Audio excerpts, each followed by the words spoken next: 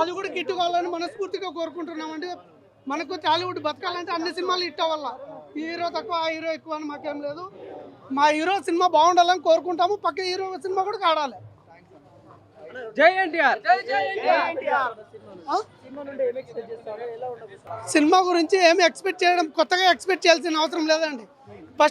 First cinema నుంచి అంచులంచులో ఒక్కో సినిమాకి ఒక్కో వేరియేషన్ మా దగ్గర ఉంది, చూస్తున్నారు మీరే. టెంపర్మెంట్ అయితే కంప్లీట్ ఆల్మోస్ట్ సపరేట్ రికార్డ్స్ మావి. ఇదేలోనే వెళ్తూనే ఉంటాం. ఇంకా ఎన్టీఆర్ ఫ్యాన్స్ కి చిన్న వార్నింగ్ ఇచ్చిన మళ్ళీ సారీ కూడా చెప్పడం జరిగింది. ఎలా అనిపించింది? అది వార్నింగ్ కాదండి. మేము ఆడ గందరగోళంలో ఉంటే చిన్న మిస్టేక్ వల్ల మీరు తొక్కులాడుకుంటారు, ఏదైనా ఇబ్బంది పడతారనే ఉద్దేశంతో నేను ముందుకు వచ్చి మాట్లాడాలంటే మీరు ఆగాలి, లేదంటే మైక్ పెట్టేసి వెళ్తా అన్నాడు. అంతేగాని దాన్ని ఏదో విధంగా మీడియాలో అట్లా ఇట్లా చూపిస్తున్నారు, ట్రోల్ చేసేటోడు చేస్తున్నాడు.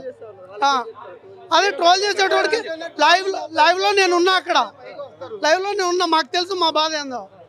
అంతేగాని ట్రోల్ చేసేటోడికి ఏముందండి, నోరు ఉంది, మొబైల్ సేల్ చేతిలో ఉండవు. అది కాదండి, అది బుకింగ్ 2 థియేటర్లు 2 సినిమాలు చాలా బాగా ఆడాలి. మేము లేట్గా బుకింగ్ ఓపెన్ చేసాం, అంతేగాని మావేమి ఏమాత్రం దగ్గర పెట్టిన గంటకే మా ఆల్మోస్ట్ హౌస్ఫుల్.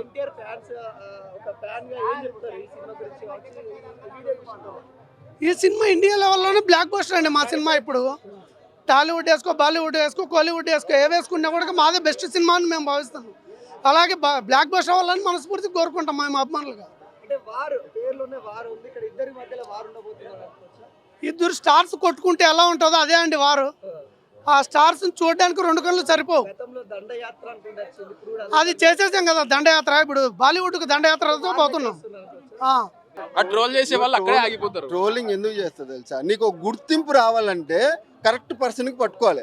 కరెక్ట్ పర్సన్ అనేది ఎన్టీఆర్కి ట్రోల్ చేస్తేనే మీకు గుర్తింపు వస్తుంది. దానివల్ల టార్గెట్ పెడుతున్నారు అనమాట, గుర్తింపు కోసం టార్గెట్ పెడుతున్నారు. మా హీరోని ట్రోల్ చేస్తున్నారు.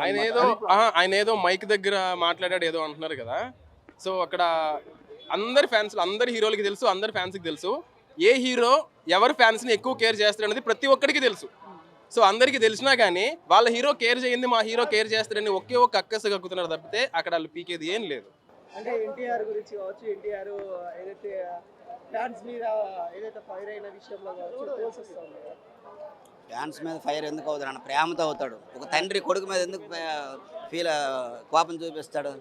తప్పు చేయకూడదు ఫ్యాన్స్ కూడా అనేది ఆయన ఉద్దేశం. ఇట్లా ఏదైతే ఇప్పుడు 2 తెలుగు రాష్ట్రాల్లో కూలీ వర్సెస్ వార్ అన్నట్టుగా జరుగుతుంది. అది నేను ఆల్రెడీ చెప్పాను.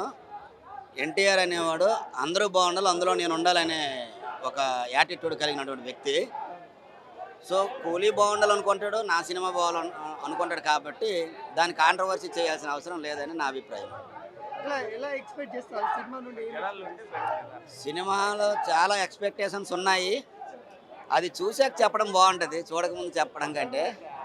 కంపల్సరీ, ఎందుకంటే ఇప్పుడు వాళ్ళకి ఎక్స్పెక్టేషన్ బట్టి వాళ్ళు చెప్పారు. మనం ఏ కంటితో చూస్తాం అనేది మనకు కూడా తెలియదు. కాబట్టి చూసిన తర్వాత మీకు కంపల్సరీ రివ్యూ చెప్తాం, ఉన్నది ఉన్నట్టే చెప్తాం. That is Nandamuri fans.